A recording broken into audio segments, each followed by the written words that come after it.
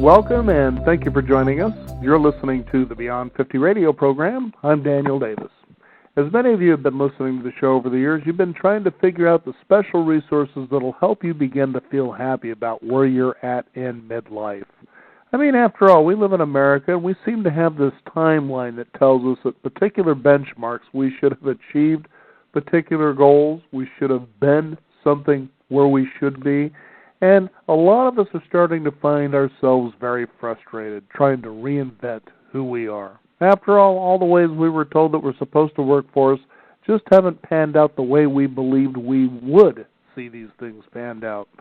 On the Beyond 50 radio program today, we're going to be talking with Jeff Gaines. The book is Fat, Broke, and Busy, Escaping America's Never-Enough Culture. We're going to find out what this is, how we can deal with this, and perhaps find a greater sense of happiness. After all, America, according to Fat, Broke, and Busy, ranked number 12 as far as the nations go in happiness in the world, yet the Danish were number 1. So what's going on there? We're going to find out more about this. Jeff Gaines, thank you for joining us here on the Beyond 50 radio program today. Thanks for having me here. Now, tell us how this book came into fruition. What was going on here? I mean, after 40 years combined with you and its co-author, you must have been seeing some patterns that maybe were a little unsettling. Absolutely. You know, the genesis of it was the most common pattern was people would come up to me. I spent a lot of time in the corporate world doing, leadership, emotional intelligence training, things like that. And, people would come up and say, look, I know what I need to do. I know I need to eat better. I know I need to exercise. I know I got to, save more money. But how do I get myself to do it? I think in many cases, learning more would be better. But often we know the things we need to do. Mm-hmm. And the problem is, how do you get yourself to do it? And that was the beginning, trying to answer that question. Because there's a ton of books that tell you how to eat right and exercise, manage your money, reduce your stress. But why don't people pick them up? And if they do, why don't they continue to use what they learned there? That was what we set out to solve. Mm-hmm. I think what you hit on, too, when you take a look and you read, which is a pretty simple book to read, but sometimes applying simplicity isn't as easy as it sounds, as you were saying, is that there's an underlying theme here that we have bought into over decades, that something should be easy to do, something should be almost, it should just, be quick, and it should be guaranteed. And I think that what has especially happened in our particular culture here in America is that we've become entitled to believe that if we even think we're making an effort, it should work out, and hence the frustration. Yeah. I remember in the 80s and 90s there was a lot of buzz and talk about, the problem with America is all this instant gratification. Mm-hmm. And I think it's gone from instant gratification to past gratification. It not only should it happen instantly, it should have already happened. Right. I think there's a lot of people that wake up each day pre-offended. They're already annoyed with the world and with their life. And, the things that come along are just going to reinforce that. And I think it's a big part of the mindset. Now, most people, I bet most of your listeners would say, it's not that I'm miserable. I mean, certainly there are people like that, but most people would say, my life's okay. Mm-hmm. I'm not miserably unhappy, but it just seems like something's missing. It seems like I thought it would be more. Mm-hmm.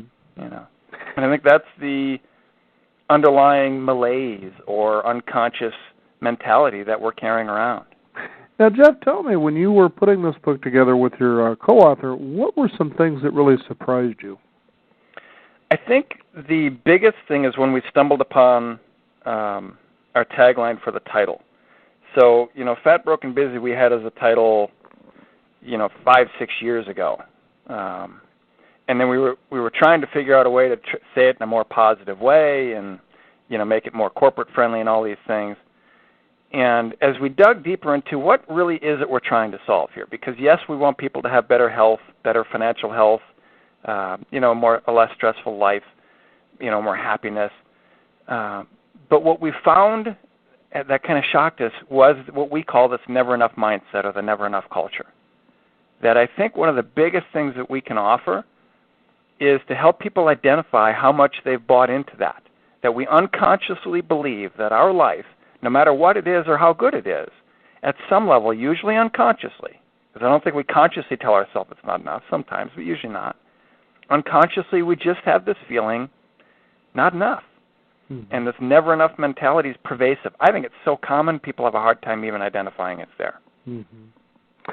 I remember I was watching a documentary called Consuming Kids, and this was about how we actually start advertising to children as young as the ages of 3, 4, and 5. And it was pretty fascinating because when you take a look at the message that was being conveyed there, it really is conveyed to all of us at all ages, especially in America. And the whole idea is that as you get bombarded, and you give some pretty alarming stats about, the kinds of advertising that's done at us and how often these messages reach us compared to, say, 30 and 40 years ago. And they don't realize, for instance, as they were saying in this documentary, this 5-year-old, as they're watching this television, that they're actually competing with Harvard MBAs, and whole groups of them.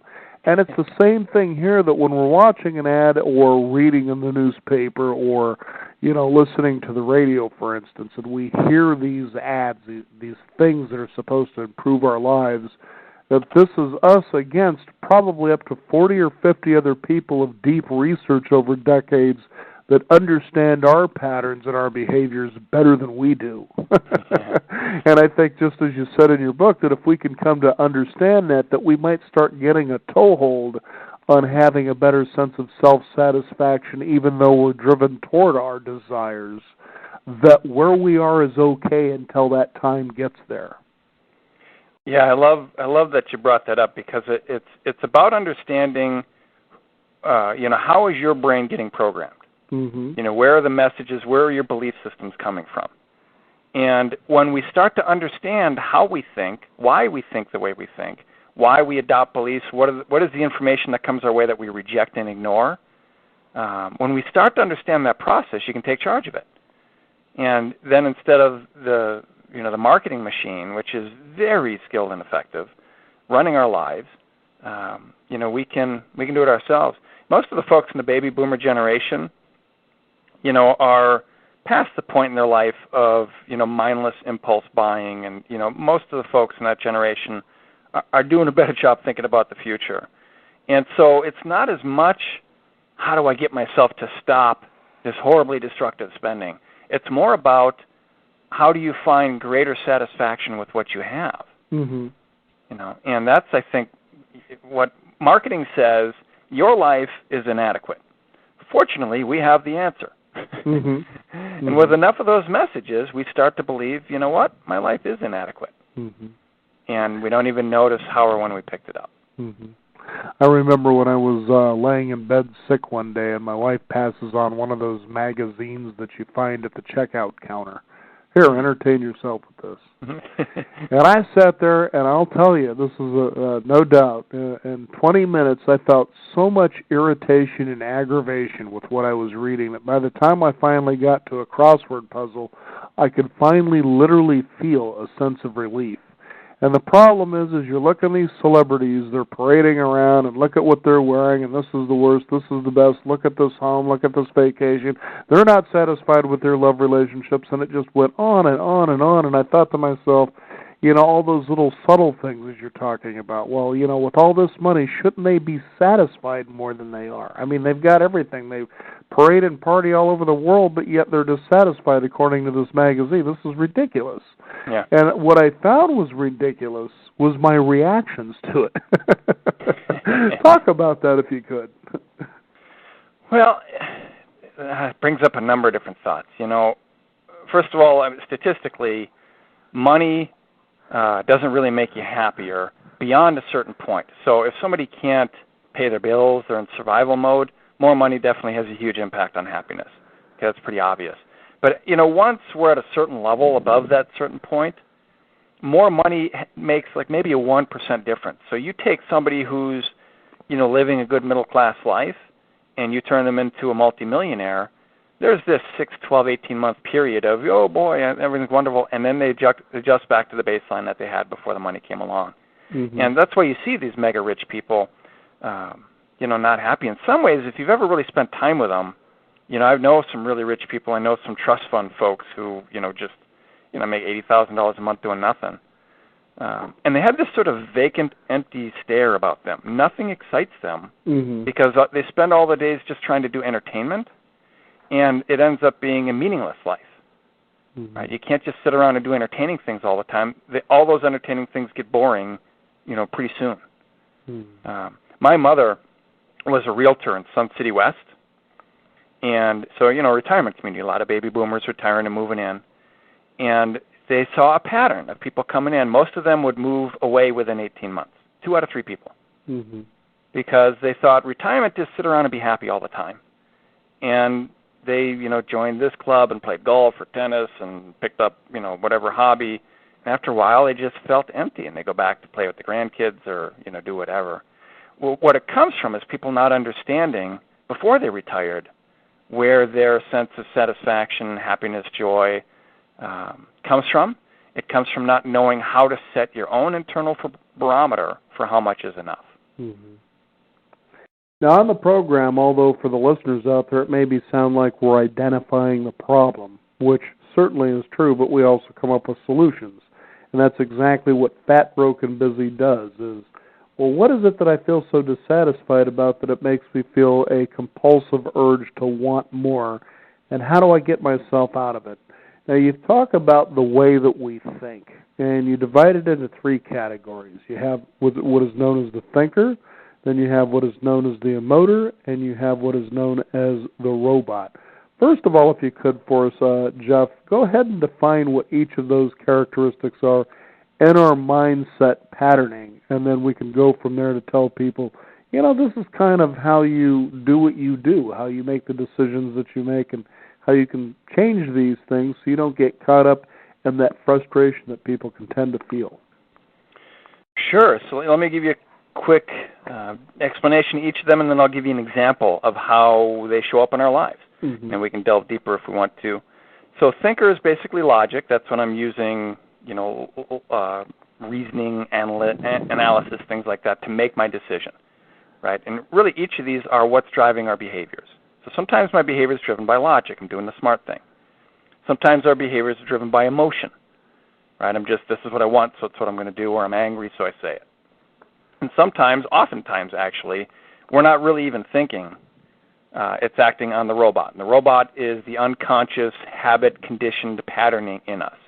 If you think about it, probably 60, 70, 80% of our day is done unconsciously, just by past programming, right? And it's a huge part. Now, what they're finding out recently in the field of human behavior, just in the last 10 years, one of the major breakthroughs was an understanding that human beings operate emotionally first, logically second. In other words, the emotor's in charge, and we use our logic to justify what the emotor wants. And you mentioned marketing. The person who really made that case was a psychologist, and he won the Nobel Prize in economics for his work because he was able to prove it. And the economics field started to change the way they did all of economics, realizing that people are driven by emotions and not logic. Right? It's really turned the field around. So let's do a quick example of thinker, emoter, and robot. Again, logic versus emotion versus habit, past conditioning, programming. Right? So let's say someone gets home from work, 5, 6 o'clock, whatever, and they think, I'm going to go exercise. I'm going to go to the gym. I'm going to go take a walk. And since the emoter, our emotions run our lives, but emotionally is not where our memories are. Our memories are in the robot. So our emotions are based on what the robot tells the emoter. If you will, there's a conversation going on. So the emoter says, robot, let's look at this exercise thing. What do we think of exercise? And the robot says, let's look in the database here. You hate it. Whining, crying, complaining, maybe some bleeding. Not your favorite thing. And the emoter goes, oh, ick, why on earth would we exercise? Thinker, why would we exercise? Because there's the reasoning part of our brain. And the thinker says, well, the doctor says we really ought to, or we're going to have problems, and we got a high school reunion coming up, and let's take a look at what that's going to be like walking in there. And the emoter goes, oh, ick, I don't want to do that. Thinker, come up with a way that we can walk into that high school reunion looking good without having to exercise now. And the thinker, now we get into problem-solving mode, right? And the thinker says, well, it's late, It's dark. There's a lot of cars on the road. If we went for a walk or a jog in this weather, we might get hit by a car and die. Right. It's a safety consideration to not do it. So what we'll do is get up tomorrow morning an hour before work. We'll get a great start on the day. It'll be wonderful. Next morning we wake up, alarm goes off, your motor goes, oh, heck no. Thinker says we could exercise at lunch. And off it goes. We always have this dialogue going on inside of our minds between our logic, our emotions, and our habits, our conditioning, our programming. Mm-hmm. And what we want to do is have people learn how to recognize that conversation and then how to change it. Mm-hmm. You know, it's pretty fascinating, too, especially when you use the workout scenario. You were saying, I think it was you were saying in the book that you hated going to the gym in January because that's when it was gluttoned with people with New Year's resolutions. Yeah, the place is packed. You know, people with new shoes and new shorts, huffing and wheezing up and down the court, crowding the lines in the equipment. You know, by February, they've all either quit or died. We can get back to life as usual in the gym. But, you know, I feel for them because I can see the look on their faces. They're doing what they've been taught to do, which is to use willpower to create change. Right. It doesn't work. It wears off after months at best, usually weeks. Mm-hmm. Willpower is the thinker sneaks up on the emoter, clubs it over the head, stuffs it in the bag, puts it in the trunk, and says, we're going to the gym. Mm-hmm. It's logic overpowering emotion. Mm-hmm. And since we're emotional creatures, it doesn't last long. Mm-hmm. What we need to do instead is change the emotion. Mm-hmm. Instead of trying to overpower it, bury it, control it, suppress it. If you talk to somebody who exercises on a regular basis, they don't use willpower. Their emoter wants to. Mm-hmm. But somebody who doesn't want to exercise looks at them and says, oh, well, the only way you're able to get yourself to do that is to be miserable, because that's what it would be for me. Mm-hmm. So how is it you get yourself to be miserable all the time? Mm-hmm. And that's not the answer. And you say, too, when we take a look at using the gymnasium scenario, it's the expectation that we have, especially about the result. We figure, again, this goes back to what I said earlier, is especially in America, we have this tendency to believe that if we make any kind of effort, it doesn't really matter how small it is, that we expect results right away, and it's the expectation that is really kind of killing the happiness and the motivation all at the same time. Yeah, it's really a kind of an incestuous and deeply ingrained pile of problems that we're wrestling simultaneously. Mm-hmm. And here's another way to look at it that I think is really interesting, because I'm not a doom and gloom, media's bad and America's awful. That's not my take on things. I look at it really in a different perspective. I think, we live in one of the most amazing countries and one of the most amazing times in the history of the human race. Mm-hmm. And really what's happening is we are surrounded by more temptation than we're able to resist. We haven't changed. Humanity hasn't radically, Americans aren't somehow worse at managing themselves than we were 50 years ago, 100 years ago. It's not like we've experienced some genetic decline in willpower or discipline. What happened is the baseline level of ability to resist temptation has stayed the same, and the amount of temptation we have to resist has increased significantly just in a 20 to 40-year period. So we have to have skills today that our parents and our grandparents didn't have to have. They didn't have to get themselves to not max out their credit cards. They didn't have to get themselves to cook a homemade meal. Right? Those are the only options they had. There was no willpower involved. Mm-hmm. They weren't great disciples of discipline. They had no other choice. Right? And so a lot of times the older generation looks at these kids today, no discipline, no work ethic. Well, they're not really understanding the game mm-hmm. and what's gone on to our society. Mm-hmm. I agree, too, with you, Jeff. I mean, you see a lot of proponents out there, the media's bad, they're all working against us and so forth and so on. I said, well, you're kind of reminding me of what a fifth-grade teacher once told me. And he simply said this: when you point your finger toward a problem and blame, you got to remember that you've got three fingers pointing back at you. And taking a look at your scenario of the thinker, the robot, and the emoter, I would say he was absolutely right. those are the three fingers. That's great. I haven't heard that one. That's very clever.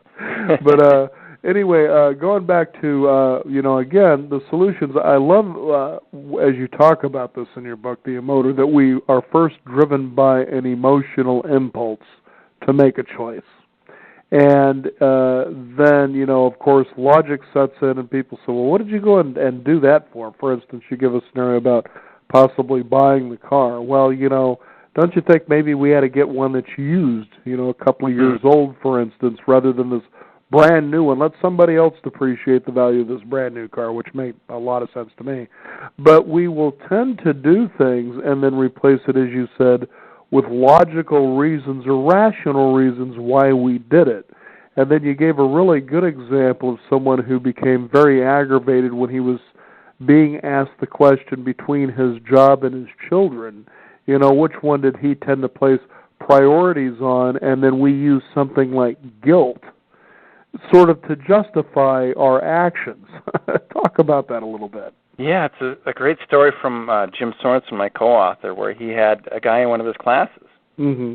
And, he was talking, and he said, my children are absolutely what's most important to me. And, so Jim challenged him, and he said, well, have you ever had something come up at home with your kids, and you had to leave work or reschedule something at work to take care of the problem with the kid? And he said, no, my wife stays home, fortunately. We've been very fortunate in that way, and so she handles it. He said, oh, have you ever had something come up at work that made you reschedule something with your kids? And he said, yeah, I did that yesterday. And so it wasn't about feel guilty, feel bad about it. It was about taking a look at, present reality compared to what we talk ourselves into it being, which is often different. Mm-hmm. And he had, to his benefit, he really took that lesson to heart, and he changed the way he managed his schedule with his children. And he said, when I put something on my schedule with you, and these were, 8, 10, 11-year-old kids, when I put something on my schedule with you, it's not going to change unless it's an emergency, and here's what emergency means. Doesn't mean, the client called or my boss wants something, doesn't count. And he had a very different relationship with his kids, and much less stress in his life, because when there's a disconnect between the way we live and the way we tell ourselves we're living, it creates huge stress inside of us. Mm-hmm. There's a lot of what our book is about is teaching people to think and understand the way they think. Let me give you another example of that. I was talking to someone the other day, and just at a barbecue at friends, and he was going off on global warming. A bunch of nonsense, all hooey and crazy. And how many cars does this gentleman have that you Yeah. But, I don't like to get into the argument about it. No, I like of course to not. challenge people on thinking. So I said, tell me why you think that. Oh, it is. It is. It just is. I said, well, what studies have you read? What books have you read? Mm-hmm. Explain to me why people think global warming is happening and what's causing it. He had nothing. Couldn't tell me thing one about global warming, the science, nothing. Understood not one thing about it, and that in no way impacted his ability to have an opinion about it. Mm-hmm. And by the way, for your listeners out there who are maybe on the other side of that scale, I've talked to people on the other side who say global warming is happening and people don't care and they're irresponsible. And I say, well, tell me, why is global warming happening? And they can't tell me. So what happens is we form opinions based on our bias, and we just make stuff up to support it. Right. And I think what we want to teach people to do is to understand the difference between bias thinking, emotional thinking, and real logic. Because if logic runs our lives, we wouldn't be fat, broken, busy. Mm-hmm. Well, you give a great example about that, about how we think about bias, for instance. And the reason, for instance, a lot of people watch the news is they gravitate toward the opinions that support their beliefs. No doubt. Okay? And so you're not really watching, reading, or listening to the news because you want information. In fact, there's very little information in the news when you really pay attention to what's being broadcast. What you're hearing a lot is a lot of ambiguity. Being in media for as long as I have, I'm like, how can anyone sit and watch the 5 o'clock news and actually believe they're taking any real information away from this? If you really pay attention, there's no real responsibility assigned to anything unless There was a fire, in southwest Manhattan, for instance. That's a fact. There was a fire. See, you can assign responsibility to that. But if it was somebody who had done something, then it's alleged. See, there's a big difference there. And so, the thing, as you were saying about your friend and this global warming argument, I remember that I kind of got into a conversation with somebody about the very same thing, although it had to do with, there was I guess, sort of a vitamin that was floating around out there that was pretty good, about you take it gave you a little more energy, and I couldn't argue with the results. And I said, hey, you got to check this out, because she had actually brought up about how she was feeling. I said, you might want to try this. This is some pretty good stuff here. And she says, okay, I'll go ahead and take a look at the information. And I followed up with her, and I said, so what did you think? And she says, well, the thing that bothers me about this is that it's not FDA approved. Mm-hmm. And I said, really? Okay. Well, then I knew I had her. She was really giving me a reason why she didn't want to get involved. She could have just said, I'm just not interested. And then that's fine, okay. But I said, do you know what the role of the FDA is? That's the only question I had to ask. And you heard this tongue stumbling all over the teeth, trying to come up with what the FDA role is. And I said, if you take a look on any shelf in any supermarket or any, vitamin shop, whatever, and you look at vitamins, almost none of them will be FDA approved. Did you know that? She says, no. And I said, as a matter of fact, it's the Food and Drug Administration. When's the last time you picked up pork chops or a gallon of milk and it said, these products were approved by the FDA? And then all of a sudden you could just hear, hey, you're overloading me here. And then finally I described to her what the role of the FDA is when it comes to approving something, And she was like, oh, and I said, all you had to do was tell me you weren't interested, and I would have been fine by that. But there's that irrational reason that sounds rational to somebody for a decision that they want to make. Yeah, it's a great example. We do it all the time. Your car buying one you brought up. It's like, why am I buying the new car? Well, Consumer Reports Best Buy and safety ratings. And, the thinkers are a very creative beast. Right. And, you watch Fox News or MSNBC, I always like to look at both sides so I don't offend one side by themselves. Right. But, they are, to your point, they're not news agencies. Mm-hmm. And what's painful is when people think it's actually news that they're getting.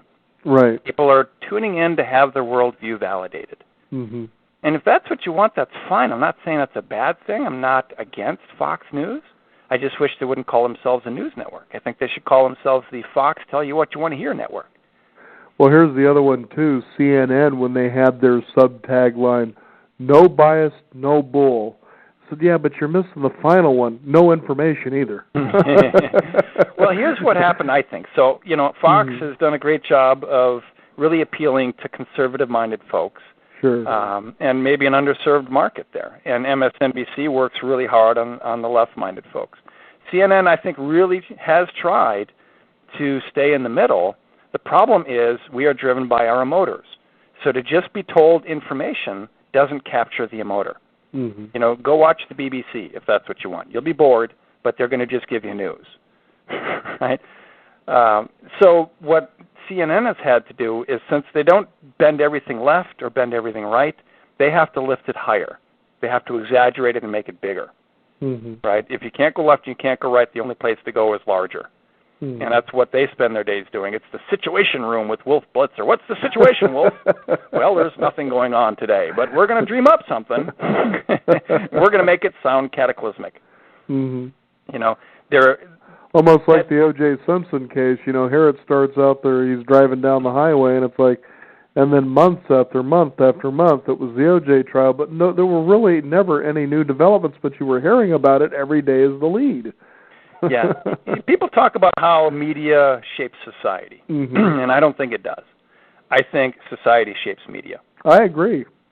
Right? And that's what people don't recognize. Like you mentioned, everything you see has been vetted through 40 different focus groups. Mm-hmm. Media goes to society and says, tell us what you want, and then they feed it to you.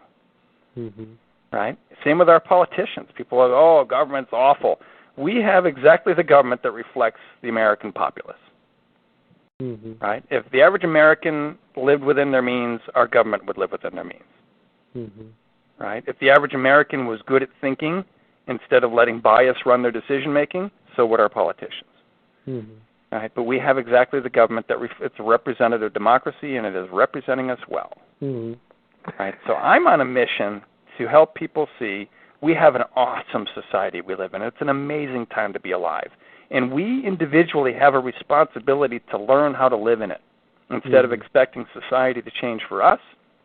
People that came before us created an amazing country.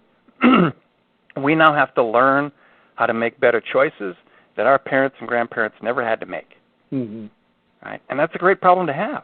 Mm-hmm. But if we don't take on that challenge, we're going to undo the things that were made for us. Mm-hmm. You know, and I find this fascinating too, Jeff, is that living in the world that we live in today is you hear plenty of people thinking the government's out of control and there isn't much we can do about it. I think as individuals we'll tend to look at especially a global problem, as you were mentioning earlier about global warming, and we realize this is too big for me to do anything about. There's the logic. Yeah, okay. That's what the thinker says to exactly, justify the SUV. But yet you're trying to tackle a large problem and the scale that you think you can solve this, that it will be solved from a position that once you make the decision to solve it, then it should be solved. And the fact is, it takes the individual and a collective group of individuals to decide to solve the problem before it becomes solved. But ultimately, you can feel satisfied that you've taken the necessary steps and your part to solving it. That's the best you can do. For instance, just like a football team, each individual player has a role to play. And that was one thing about, Elway, who used to play for, I believe it was the Denver Broncos. Even though there was one of their most losing seasons ever, people could never understand how can you be so satisfied and smile all the time when you're having, a losing season. And he says, because when I go out there, I know I have given 100%, but I'm one of 12 guys, you see. And when you take a look at that, like, for instance, here in Portland, Oregon, we were just having a big deal about fluoridation in the water. First, our local government decided, we're just going to go ahead and just start putting fluoride in the water. They didn't want to tell anybody about it. They didn't ask our opinion. These small group of people in the government body just decided they were going to do it. Well, word got out, and of course, all hell broke loose, and all of a sudden it was put to a vote, and it was defeated unanimously almost, you see. And Portland still remains the largest city in America without fluoridation in the water. The point is the citizens took action, and they did something about it. So the next time you hear this argument about, well, the government, there's just no control over that, the fact is it happens regularly, but you just don't hear enough about that. And I know that in your book what you talk about is when it comes to solving the problem, first be in reality. Tell us about that. A number of great points you brought up to clarify that if my perception of things is based on stuff I made up, then I'm not in reality. And we usually start there like, oh, woe is me, it's too hard a problem to change. And I don't, when I'm trying to persuade someone, I don't say, well, one person can make a difference, because their thinker is going to say, no, it can't. Mm-hmm. It's 300 million people, and that's not going to happen. Instead, what I say is, what do you want? Instead of defining my actions by what other people are or are not doing, a sense of satisfaction in life is going to come from me being in integrity with who I want to be. And when there's a big disconnect, the reality of my life is different than what I think it should be, and I'm telling myself a story to make that okay, at some level, the emoter can't escape that. If I'm not eating right and exercising, in the deep back part of our mind, sometimes even in the forefront, we feel and we pay an emotional price for that every day.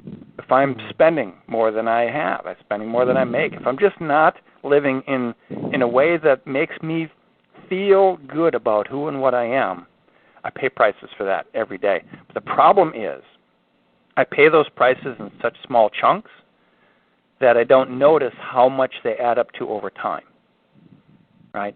So eat cheesecake, not eat cheesecake. If I eat it, I'll feel good. If I don't, I'll feel suffering and deprived. Why can't I have good things? So I eat it, I feel good. Later, I feel bad, but I'm not feeling bad right now. And so there's where that choice is. Assessing reality isn't just about taking taking stock of your life. That is certainly a huge part of it. It's also about the future. Here's the analogy. The trick is to hold the present in your left hand and to hold the future in your right hand.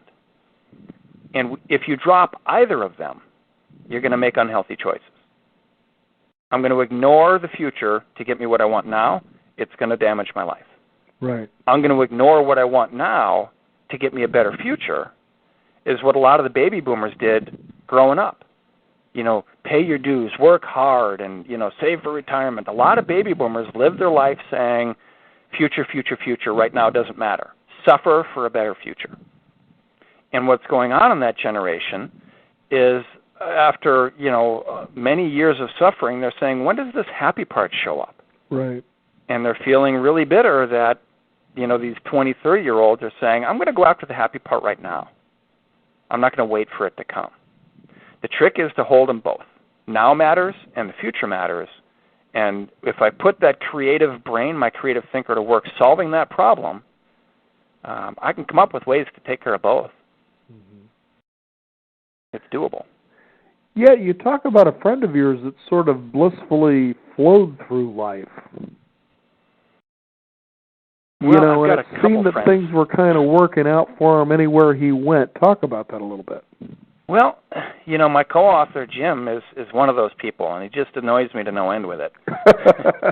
Almost like Forrest Gump. He just kind of flows with life, but everything just seems to work out. Kinda, but there's a good reason, and it was, him and I collaborating where we figured out why that is. Because I'm 45 and he's in his early 60s. Mm-hmm. Right? And he just seems like things fall into place for him. And it's not, just luck. Now, to hear him talk about it, he says, well, it's easy. Just have a horrible childhood and then go to Vietnam for 3 tours. Which is what happened to him. But what came out of that is his thinker never turns off.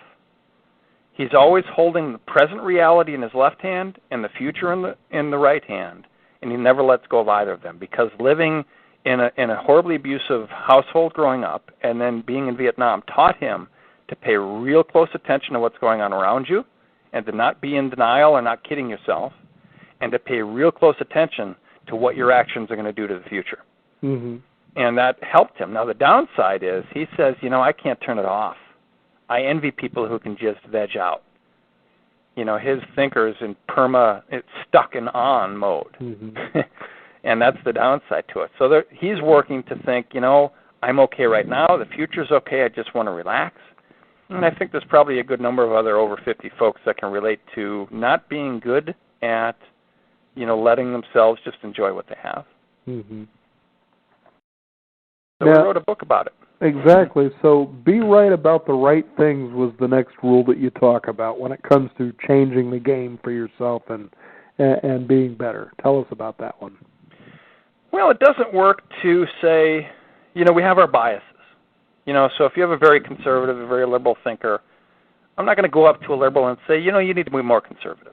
That's not going to change their mind. Right. Instead, I think it works better to say, we all want to be right. We don't wake up in the morning and think, I want to be wrong all day today. Yeah. Mm-hmm. We all want to be right. We're not going to change that. That's just ingrained into the way the brain works. Instead, it's about being aware and making a conscious choice about what I want to be right about. So do I want to be right that the government's bad and evil and then seek to find evidence to prove that? Because you can find it. Oh, absolutely. Right? Or do I want to be right about we live in, one of the greatest countries in the history of the human race? Because you can find evidence to support that too. Mm-hmm. Right? So what do you want to be right about? Right? We can be right about living in a great country and still take action to improve. It's not an either or. You don't have to hate it to create change. Mm-hmm. It's funny, too, how we really want to stick with our beliefs when it comes to being right, and there are a good amount of cases when you may be in those conversations, or perhaps it's an argument, that the reason you want to be in the argument in the first place is to avoid being wrong, as though being wrong is some sort of a bad disease. You know, well, what happens is we've been conditioned to attach our self-worth to being right. Ah. And that's why we work so hard to avoid it. So it's not just I'm wrong, oh, well, I learned something. It's I'm wrong, now I'm less of a person. Mm-hmm. Because a good way to use, for instance, the logic, or as you say, the thinker, especially in a conversation where you may not agree, and of course religion and politics seem to be the two big ones, with someone's point of view, is that in the moment just simply say, you know, that's a very interesting point of view. I never thought about it that way before. Could you tell me more? And you allow these people to kind of speak, and then say, well, what do you think about this? But see, what I found a lot of times as you do this is that you have honored their ability to have the floor. You've listened. They've brought it out, and they're almost more willing to listen to you because neither of you are wrong. You're just sharing an opinion. And conversations become very fascinating in situations like that after a while. Yeah, and I seek to do that too. Sometimes it can backfire when they can't explain their opinion. Yes. Tell me more about that. I'll give you an idea about this, Jeff. This is totally true. I was out visiting with my folks. This was years and years ago. And my stepdad's son happened to be up, and they're really a lot alike, especially with their opinions, okay? And one night we got into a conversation, and I had discovered that in a history book, that more Americans were lost during the Civil War than any other war that America's been in history, okay? Then I think World War II took second, World War I might have been third, and then the Vietnam War. Now, I had brought this up, and they both argued at me vehemently, saying, no, Vietnam, we lost more Americans than in any other war. And, here I had read the facts, and I'm wondering, well, what facts do you have to back this up?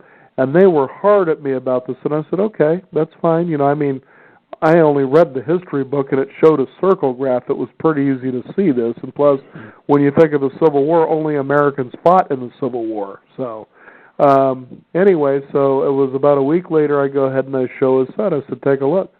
So then a few weeks went by, and we brought this back up again, and of course his father decides it was Vietnam, and he says, well, I'm sorry to say this, Dad, but he was right. It was the Civil War. Without looking at the facts, they just decided that's the way it was going to be, but I found that pretty fascinating. Yeah. And so really the thing that I would offer for your listeners is, we've talked about a lot of different things, and that's, hopefully we're touching points that can appeal to most anyone. Mm-hmm. But look at your own life. So what is it? Is it physical health? Is it money management? Is it stress level? Is it just a sense of, peace, contentment, happiness? What is off?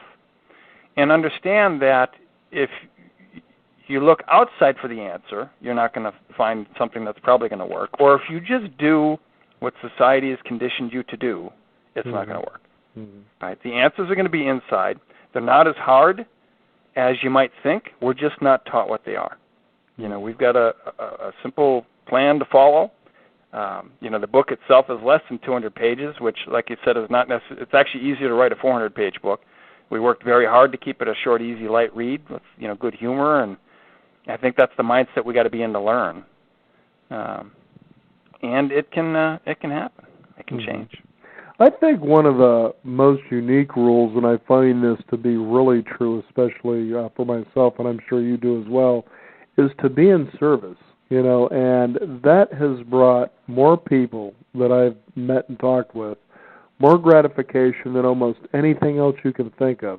And this doesn't mean be in service and what do I get as a payback. It's just to say, what can I do in this moment to make this situation perhaps improve? Not necessarily that it's bad, but how can I add to what's happening here? And there is such a tremendous sense of self-fulfillment and satisfaction that any outside compensation really just doesn't matter all that much. You know, we talked earlier about trust fund or mega rich people and why aren't they happy. And in many cases, it's lack of meaning in life. And one of the most important contributors to meaning is making a difference, somehow contributing. Mm-hmm. And if we look at our lives and we don't feel like we're adding value, we don't feel like we're making some kind of a positive contribution to the world, it's just human nature to question, what's the point of having me here? Mm-hmm. All right? And so being in service is just about recognizing, what value can I add? And that can just be as simple as holding the door, telling someone, wow, you look great today, good to see you. You know, it doesn't have to be, you know, go build them a house. And most people in their jobs are adding value, but they don't let themselves see or feel that. Mm-hmm. You know, so it's there. Yeah. How has the response been to your book? It's building. You know, we're self-published guys, and we're kind of no-name independents, so we're, you know, chipping away at finding an audience and building a voice. We're going to be getting into doing more and more blogging and internet traffic, hopefully. But, you know, I've done a bunch of radio interviews, and I was excited about an internet radio because people are at their computer. You know, go on fatbrokenbusy.com. You can check it out right now. Other radio, people are in their car, and it's very hard to act in the moment. It is. So I found radio to actually be a very ineffective way to get people to pick up the book. Mm-hmm. So I'm going more to the internet because I think people are in a place to act. The motor wants to, and if it doesn't happen right now, it's probably not going to do it later. You know, it's fascinating that you bring that up, Jeff, from time to time as we talk with people, especially sponsors with the program, as they say, well, you can almost hear it when we say, well, we're an internet radio show, and internet, you know, like it's not a viable thing. Now, just think about my motor. Now, we've been doing it this way now for almost 7 years. Okay, so it's been quite a while. And we understand how effective it is. We got it, and we weren't even tech people, but we just knew this made sense because when you think of the radio, now this is the real thought process, the thinker right here. Just as you said, well, a guy's driving his car down the street, you know, they're not going to remember what you just said or where to go, usually, right? You know, they're sitting there playing with dials and they're trying to get to where they want to go. The people on the internet, however, they can capture that. You know, they're right there in the moment and they can take care of business. So they look at the show and they say, well, it's not a real radio show. And well, you know, we actually syndicate out to more than 170 networks around the world, you know, so we're syndicated as well. And they still don't get the technology. Now, my motor side would say, gee whiz, you know, we got this substandard show, and, you know, maybe this guy is right. But my thinker tells me, you just haven't really caught on to what's happening here. You know, and it's working very, very well for everybody. It appears as though this internet thing is here to stay. Oh, that's just a tool for communication. The fact is, what is your message? And that never changes. So, Jeff, I want to thank you so much for joining us here on the program today. What is your website people can find out more? Website's fatbrokenbusy.com, and from there you can follow the links to Amazon or just go straight to Amazon. You can get it in print or Kindle edition. And I hope people get their hands on it and shoot me an email. Let me know what you think. Put a review up there on Amazon for us. And as Jeff would say in his book, one of the rules is own the game, and that's how you can do it, by taking action. Thanks so much for being on the program today. Hey, appreciate having me. Great talk. You bet. We want to thank you, the listeners out there. Be sure to use your thinking to take action, and then, of course, feel good about the fact that you did that. Just visit us at Beyond50Radio.com to find out more. Thank you again for joining us. This is Beyond 50. I'm Daniel Davis, and remember, live your day past halfway.